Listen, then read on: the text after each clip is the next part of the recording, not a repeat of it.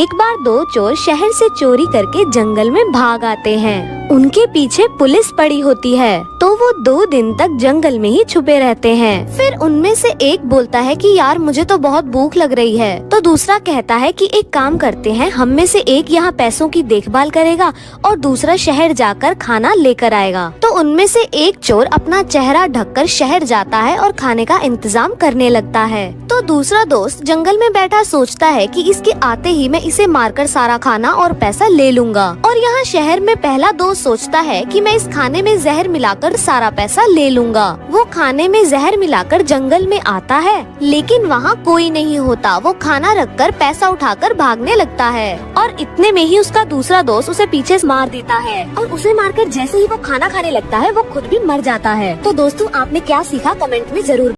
निमुड़ा, इधर आ, मैं तेरे को एक चीज दिखाती हूँ, देख।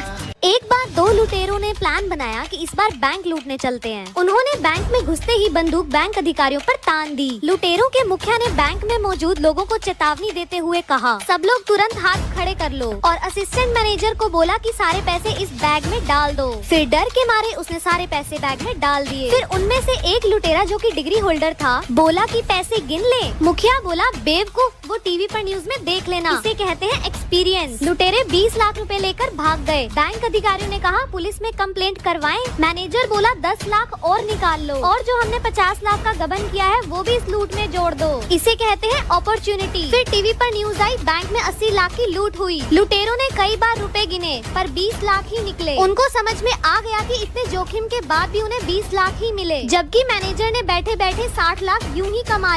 एक रात एक चोर एक घर में घुसा, दरवाजा खोला तो एक बूढ़ी औरत सो रही थी। खटपट की आवाज से उसकी आंखें खुल गईं। चोर घबरा गया, लेकिन बुढ़िया बोली, डरो मत बेटा, लगता है किसी मजबूरी के कारण तुम ऐसा काम कर रहे हो। कोई बात नहीं, अलमारी में एक तिजोरी है, उसमें का सारा पैसा और गहना तुम चुपचाप ले जाना, लेकिन पहले मेरे पास आकर बैठो। मैंने अभी अभी एक सपना देखा है, वह सुनकर जरा मुझे उसका मतलब तो बता दो। चोर बुढ़िया की बातों में आ गया और चुपचाप जाकर उसके पास बैठ गया। बुढ़िया ने कहा, बेटा मैंने देखा कि मैं एक जंगल में खो गई हूँ। तभी एक कौवा मेरे पास आया और उसने 3 बार जोर जोर से बोला, पिंटू पिंटू पिंटू। बस फिर सपना खत्म हो गया और मेरी आंखें खुल गईं। जरा बताओ इसका क्या मतलब हुआ। चोर सोचने लगा। इतने में बुढ़िया का बेटा पिंटू अपना नाम जोर जोर से सुनकर उठ गया और अंदर आकर चोर को जमकर पीटा। बुढ़िया बोली, बस करो, अब मत मारो। चोर बोला, नहीं नहीं, मुझे और मारो, ताकि मुझे आगे से याद रहे कि मैं एक चोर हूँ, सपनों का मतलब बताने वाला नहीं।